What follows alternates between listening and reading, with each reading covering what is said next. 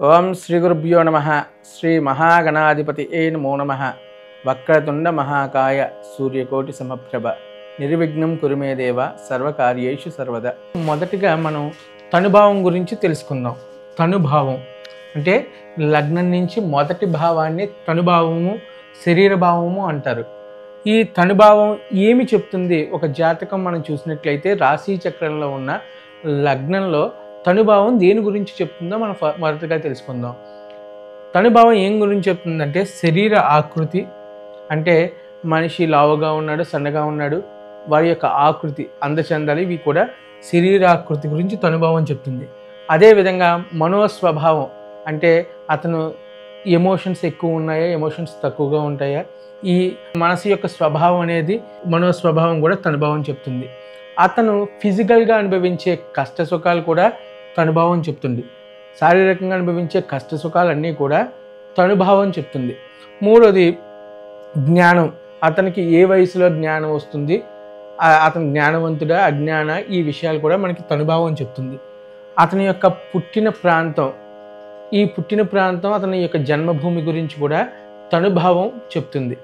అదేవిధంగా అతని యొక్క కీర్తి, అతని పట్ల జనాలకుండే ఉద్దేశ్యం ఏదైతే ఉంటుందో దానిని కూడా తనుభావం మాత్రమే చెప్తుంది మనకి. అదేవిధంగా అతను నిద్రపోయేటప్పుడు వచ్చే కళల గురించి కూడా తనుభావం చెప్తుంది. అంటే తనుభావం మనకి ఏమేం చెప్తుంది? శరీరాకృతి, మనోస్వభావం, ఆ యొక్క వ్యక్తి పడే కష్ట సుఖాలు, అతని యొక్క జ్ఞానం, ఆయన యొక్క పుట్టిన ప్రాంతం, కీర్తి అంటే జనాలు అతని పట్ల ఉండే ఉద్దేశ్యము, అతను నిద్రపోయేటప్పుడు వచ్చే కళల గురించి, అతని యొక్క బలం ఏంటి, బలహీనత ఏంటి అనేది కూడా తనుభావం చెప్తుంది.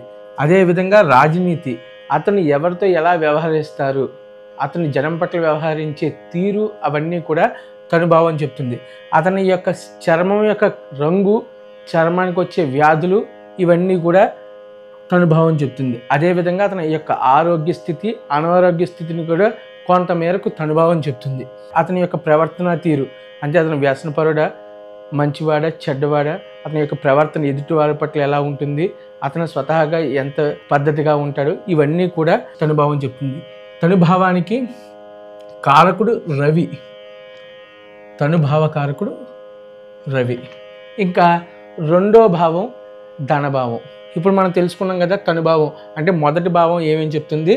శరీరాకృతి, మనోస్వభావము, వారి యొక్క కష్ట సుఖాలు, జ్ఞానము, పుట్టిన యొక్క ప్రాంతము, అతని కీర్తి, అతనికి నిద్రపోయేటప్పుడు వచ్చే కళలు, బలాలు, బలహీనతలు, రాజనీతి వ్యవహరించేది చెప్పేది, చర్మం గురించి, అతని స్కిన్ గురించి, అతని యొక్క ఆరోగ్య పరిస్థితుల గురించి, అతని యొక్క ప్రవర్తన తీరు గురించి, అతనికి ఉండే వ్యసనాల గురించి కూడా మనం ఒక జాతకస్తుడి యొక్క జాతకం చూసి, రాశి చక్రంలో ఉన్న తనుభావ స్థితిని చూసి ఈ విషయాలు మనం చెప్పచ్చు. ఇంకా చాలా విషయాలు చెప్పచ్చు, ప్రధానంగా వీటి గురించి చెప్పచ్చు అన్నమాట. ఇక రెండోది ధనభావం. రెండవ భావం పేరు ధనభావం. ఇందాక చెప్పుకున్నాం కదా మనం, దీన్ని ధనభావం అంటారు. ఈ ధనభావం ఏమి చెప్తుంది? ఒక జాతకంలో ఏమి చెప్తుంది అంటే ధనభావాన్ని చూసి, అంటే రెండో భావాన్ని చూసి, అంటే లగ్నం నుంచి రెండవ స్థానాన్ని చూసి మనం అతని యొక్క వాక్కు, అతను మంచి సంభాషణ మాట్లాడుతున్నాడా, చెడు సంభాషణ మాట్లాడతాడా, అతను కొంతమంది చూడండి, వాళ్ళు ఏం మాట్లాడినా సరళంగా మాట్లాడతారు.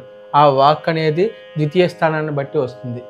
వాళ్ళ యొక్క రిలేషన్స్, అంటే వాళ్ళ యొక్క స్నేహాలు ఎలా ఉంటాయి అనేది కూడా మనం ద్వితీయ స్థానాన్ని బట్టి చెప్పచ్చు. అదేవిధంగా వారి యొక్క ధన సంపాదన, కొంతమంది చాలా గట్టిగా కష్టపడతారు కానీ వారికి వచ్చేది తక్కువగా ఉంటుంది. కొంతమంది కష్టపడకపోయినా ఎక్కువ, అంటే వాళ్ళు 10 రూపాయలు కష్టపడితే 100 రూపాయలు వస్తుంది. కొంతమందికి 100 రూపాయలు కష్టపడితే 10 రూపాయలు వస్తుంది. ఈ విధానం అనేది మనం వాళ్ళ యొక్క ధనస్థానాన్ని బట్టి, వారి యొక్క తక్కువ కష్టపడితే వాళ్ళకి డబ్బులు వస్తాయి, ఎక్కువ కష్టపడితే వాళ్ళకి డబ్బులు వస్తాయా, వాళ్ళని ఎలాగ మనం గైడ్ చేయగలుగుతాం అనేది ధనస్థానాన్ని బట్టి, మనం సెకండ్ ప్లేస్ని బట్టి మనం చెప్పచ్చు.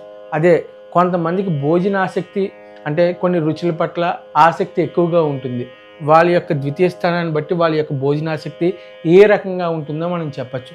అదేవిధంగా కొంతమందికి ఉత్తినే ముక్కు మీద కోపం ఉంటుంది అనమాట, చిన్న విషయానికి కూడా కోపం పడుతూ ఉంటారు. అది కూడా మనం ద్వితీయ స్థానాన్ని ఉండే గ్రహాల యొక్క స్థితిగతులను బట్టి మనం కోపం గురించి కూడా చెప్పచ్చు. అదేవిధంగా కుటుంబ వ్యాపారం, వాళ్ళ తరతరాల నుంచి వస్తున్న కుటుంబ వ్యాపారం యొక్క తర్వాత తరం ఎలా ఉంటుందనేది వాళ్ళ యొక్క పిల్లల యొక్క ద్వితీయ స్థానాన్ని బట్టి వాళ్ళ కుటుంబం నుంచి వచ్చే వ్యాపారం కలిసి వస్తుందా రాదే అనే విషయాన్ని కూడా మనం జాతకస్తుడి యొక్క ద్వితీయ స్థానాన్ని బట్టి చెప్పచ్చు. వాళ్ళకి హెల్పింగ్ నేచర్, దానగుణం ఉందా లేదా అనేది కూడా మనం ద్వితీయ స్థానాన్ని బట్టి చెప్పచ్చు. అదే విధంగా వాళ్ళకుండే ధైర్యము, కొంతమంది ఉత్తినే ఇబ్బంది పడుతూ ఉంటారు, కొంతమంది చాలా ధైర్యంగా ఉంటుంటారు. వాళ్ళ యొక్క ధైర్యాన్ని కూడా మనం ద్వితీయ స్థానాన్ని బట్టి చెప్పచ్చు. కొంతమంది ఎక్కువ ప్రయాణాలు చేస్తూ ఉంటారు, ప్రయాణాలు కూడా మనం ద్వితీయ స్థానాన్ని బట్టి చెప్పచ్చు. అదేవిధంగా కొంతమందికి 2 ఆవులు మొదలు పెడతారు, వాళ్ళు ఏకంగా 100 ఆవుల దాకా వెళ్ళిపోతాయి. 100 ఆవులు ఉన్న వాళ్ళవి అలా తగ్గుతూ వస్తుంటాయి. వాళ్ళ యొక్క పశు సంపద కూడా వాటి యొక్క స్థితిగతులను బట్టి, గ్రహాల యొక్క స్థితిగతులను బట్టి ద్వితీయ భావాన్ని కూడా మనం చెప్పగలగచ్చు, పశు సంపదను కూడా చెప్పగలగచ్చు అనమాట. ఇది ద్వితీయ భావం, ధనభావం యొక్క స్థితిగతులు. ఈ ద్వితీయ భావ కారకుడు ఎవడు అంటే గురుడు. ద్వితీయ భావ కారకుడు గురుడు. లగ్నం నుంచి మొదటగా మనం తనుభావం గురించి చెప్పుకున్నాం, తర్వాత ధనభావం గురించి చెప్పుకున్నాం. 3వ భావాన్ని భాతృభావం అంటారు. ఇంకో పేరు ఉంది దీనికి, సోదర భావం అని కూడా అంటారు. సోదర భావం ఇది ఏం చెప్తుంది అంటే, ఈ భాతృభావాన్ని చూసి మనకేం తెలుసుకోవచ్చు అనుకుంటే కనుక జాతకస్తుడి యొక్క సోదరుల గురించి మనం తెలుసుకోవచ్చు. అదేవిధంగా జాతకస్తుడు పెద్దవాడైతే వారి యొక్క తర్వాత ఉండే పిల్లల గురించి మనం తెలుసుకోవచ్చు. అంటే వాళ్ళ యొక్క తమ్ముడు చెల్లి గురించి కూడా మనం భాతృభావాన్ని చూసి తెలుసుకోవచ్చు. అదేవిధంగా అలంకారం, అతని యొక్క వేషధారణ, అతని యొక్క అలంకారం గురించి కూడా మనకి భాతృభావం చెప్తుంది. అతని యొక్క మంచి గుణాల గురించి కూడా మనకి భాతృభావం చెప్తుంది. అదేవిధంగా అతని యొక్క వినోదపు అలవాట్లు, వాళ్ళ యొక్క వినోదపు అలవాట్లు ఉంటాయి కదా, ఆ వినోదపు అలవాట్లు కూడా భాతృభావం చెప్తుంది. అతను ఏ వంశంలో అంటే ఎంత మంచి వంశం, ఎలాంటి వాళ్ళ యొక్క తర్వాత జనరేషన్స్ ఎలా ఉంటాయి, ముందు జనరేషన్స్ ఎలా ఉంటాయి, ఇవన్నీ కూడా మనకి భాతృభావం చెప్తుంది. అదేవిధంగా వాళ్ళ యొక్క వాహన స్థితిగతులు, అంటే వాళ్ళు ఎలాంటి వాహనాల్లో ప్రయాణిస్తారు, వాళ్ళ యొక్క స్థితి అనేది మనకి భాతృభావాన్ని చూసి తెలుసుకోవచ్చు. అదేవిధంగా వాళ్ళు తీర్థయాత్రలు, చాలామంది కొంతమంది ఎక్కువగా దైవిక యాత్రలు వెళ్తూ ఉంటారు, కాశీ, రామేశ్వరం ఇలాగా వాళ్ళు తరచుగా వెళ్తుంటారు. వాళ్ళు కొంతమందికి అది నిజంగా యోగం పట్టినట్టే లెక్క. అలాంటి వాళ్ళ యొక్క స్థితి, భాతృస్థితి చాలా బలంగా ఉంటుందన్నమాట. అందుకు వాళ్ళు దైవిక యాత్రలు చేస్తూ ఉంటారు. కొంతమంది ధర్మనిష్ట, రోజు గుడికి వెళ్ళడం, వాళ్ళు ధర్మాన్ని ఎక్కువగా పాటించడం, ఇవన్నీ కూడా ధర్మనిష్ట కూడా మనకి భాతృభావాన్ని చూసి చెప్పుకోవచ్చు. అదేవిధంగా క్రమశిక్షణ, వాళ్ళు ప్రతి రోజు ఏదైతే పనితో మొదలు పెడతారో ఆ ప్రతి పని కూడా క్రమశిక్షణగా చేస్తూ ఉంటారు. అది కూడా భాతృభావాన్ని చూసి మనం వాళ్ళ యొక్క స్థితిగతులను చెప్పగలుగుతాం అన్నమాట. ఇది 3వ స్థానం, భాతృభావ స్థానం.